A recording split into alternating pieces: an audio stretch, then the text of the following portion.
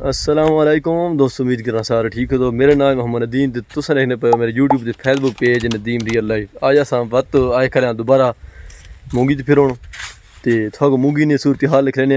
उस तो बाद मूंगी ने व्यू दिख लेने भाई मूंगी ने क्या सूरत हाल है, क्योंकि पानी चढ़ गया बुड़ गई मूंगी मुकम्मल सड़ गई। तो पिछले देखने पे तो धूप ही बहुए ते पानी गया सोख व्यू थो करने। ये मूंगी चेक करो क्या सूरत हाल है। सारी मूंगी तकरीबन सड़ गई है, बिच पानी बढ़ गया है ना।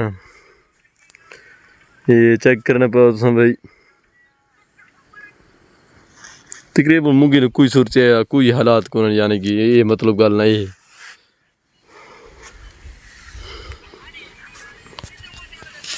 ये तो एक दो मूंगी ने हालात भाई, मूंगी ने हालात कोई को मूंगी सड़ गई है। तो न्यूज नज़दीक ना व्यू करने वाले हैं बूटे ना एक ना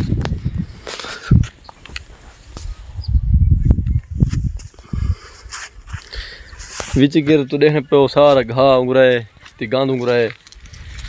बाकी मूंगी ना हालात को कैरी तो एक फली बच खली वो खलिए ते ना ब्या मूंगी सड़ गई मुकम्मल सूख गई।